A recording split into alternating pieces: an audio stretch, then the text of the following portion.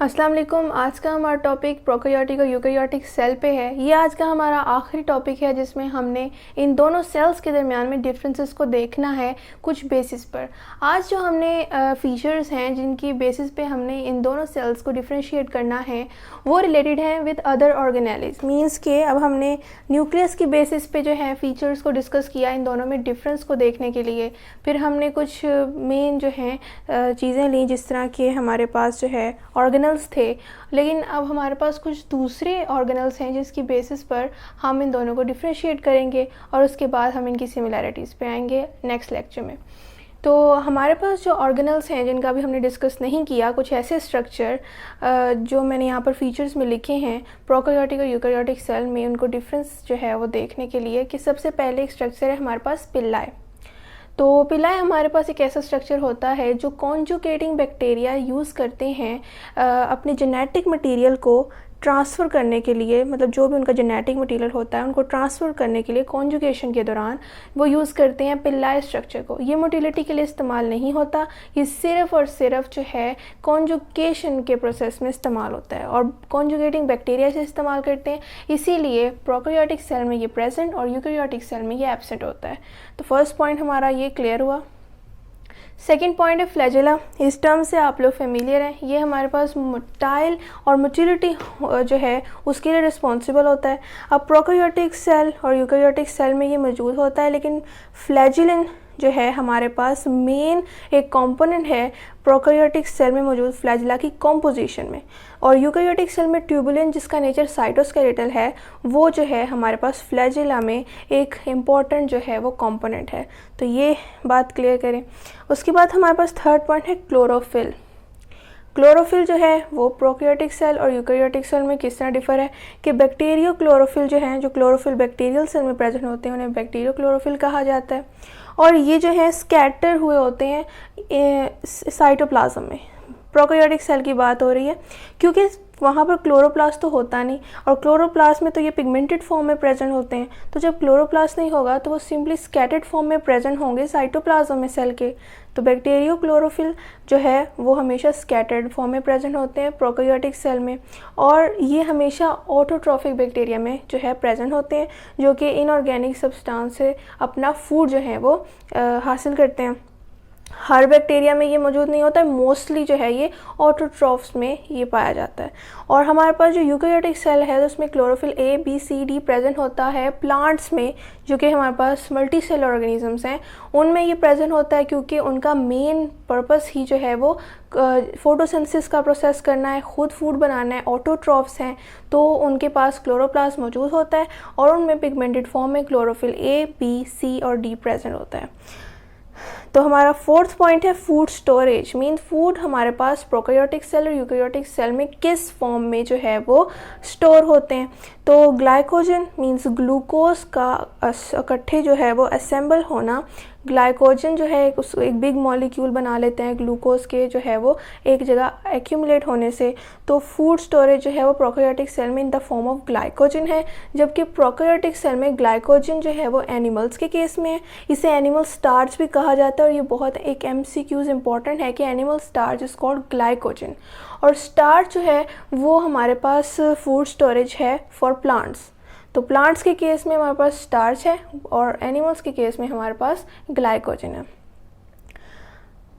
हमारे पास second last point है cell division. Means prokaryotic cell कैसे डिवाइड करता है और किस फिनोमिना की बेसिस पे, और यूकैरियोटिक सेल भी किस फिनोमिना को यूज़ करता है डिवीजन के लिए। तो सेल डिवीजन में प्रोकैरियोटिक सेल जो है वो बाइनरी फिशन करता है। अब ये हमारे पास जो डिवीजन है ये सिमेट्रिकल डिवीजन है। ये हमारे पास एक सिमेट्री जो है इसमें पाई जाती है, इसलिए इसको सिमेट्रिकल डिवीजन कहा जाता है।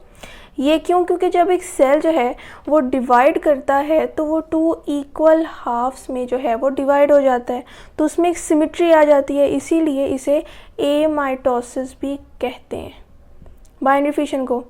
और जो है हमारे पास बर्डिंग भी होती है इस प्रोसेस में, जिसमें हमारे पास सिमेट्री नहीं आती, एसिमेट्रिकल जो है वो डिवीज़न होती है, जिसमें एक जो है वो बिग साइज़ और एक स्मॉल साइज़ का हमारे पास जो है सेल डिवाइड होता है, तो उसमें जो है सिमेट्री नहीं रहती। लेकिन ज़्यादातर बाइनरी फिशन जो है जिसमें सिमेट्री रहती है वो यहाँ पर डिवीज़न होती है और इस फिनोमेना के थ्रू होती है। तो सेल डिवाइड यहाँ पर बाइनरी फिशन के प्रोसेस से करता है। यूकेरियोटिक सेल में माइटोसिस से भी करता है, जो हमारे पास जिस एक ऐसा प्रोसेस है जिसमें नंबर ऑफ क्रोमोसोम्स इक्वल रहते हैं। मियोसिस का प्रोसेस भी होता है जो कि रिडक्शन डिवीजन है, जिसमें नंबर ऑफ क्रोमोसोम्स हाफ हो जाते हैं आफ्टर डिवीजन। और न्यूक्लियर माइटोसिस हमारे पास फंजाई के केस में है। फंजाई में आपने जो है चैप्टर पढ़ा होगा फर्स्ट ईयर में, चैप्टर नंबर 8 में, तो उसमें न्यूक्लियर माइटोसिस का जिक्र है। एक करेक्टरिस्टिक टाइप है सेल डिवीजन की जो कि हमारे पास फंजाई में ही एग्जिबिट होती है, कि इसमें जो है न्यूक्लियर इन्वेलप ब्रेक नहीं होती, उसके बजाय माइटोटिक स्पिंडल फॉर्म हो जाते हैं सेल में न्यूक्लियस के अंदर, और जो है न्यूक्लियर मेम्ब्रेन जो है वो डॉटर क्रोमोसोम्स के 2 क्लस्टर्स जो बनते हैं उनमें कंस्ट्रिक्ट हो जाती है।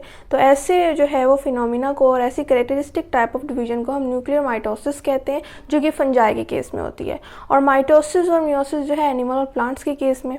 और हमारे पास जो एग्जांपल्स हैं जिनकी बेसिस पे हमने प्रोकैरियोटिक और यूकेरियोटिक सेल को जो है आपस में डिफ्रेंशिएट करना है, तो है किंगडम प्रोकैरियोट। ये हमारे पास प्रोकैरियोटिक सेल का है, जिसमें हम जो है डिस्कस करते हैं सियानोबैक्टीरिया को और दूसरे बैक्टीरियाज को डिस्कस करते हैं। अब यहाँ गलती ये होती है कि सियानोबैक्टीरिया का नाम सुनते ही सबको लगता है कि ये एक बैक्टीरिया है, जबकि ये एक बैक्टीरिया नहीं है। इसका कॉमन नेम जो है ब्रू ग्रीन एल्गी है। तो इस चीज़ का ख्याल रखना है।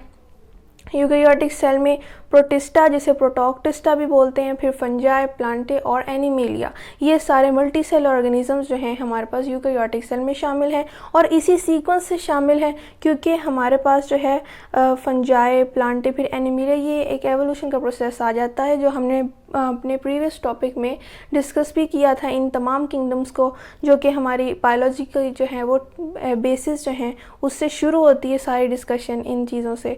तो ये किंगडम्स जो हैं 5, इनकी डिफ्रेंसिएशन भी प्रोकैरियोटिक और यूकेरियोटिक सेल के थ्रू हो गई। तो ये था आज का हमारा टॉपिक, जिसमें हमने अपने जो है लास्ट एक बेसिस को देखा, ऑर्गेनल्स को, जो हमारे पास कुछ ये थे, और उनकी बेसिस पे हमने इन दोनों को डिफ्रेंशिएट किया।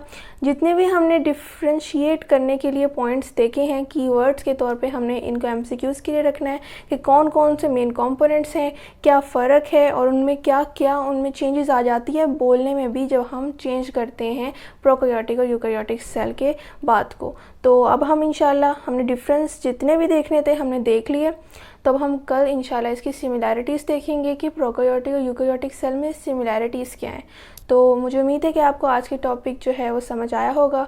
अगर कोई क्वेश्चन हो तो आप कमेंट में ज़रूर पूछें। मैं फिर बताती चलूँ कि आप मेरे channel daily dose of education को लाइक करें, शेयर करें और सब्सक्राइब करें, और बेल आइकन पर क्लिक करके और वीडियोज़ को सिलेक्ट करें ताकि आपको नई आने वाली वीडियोज़ की नोटिफिकेशन मिलती रहे। शुक्रिया। अल्लाह हाफ़िज़।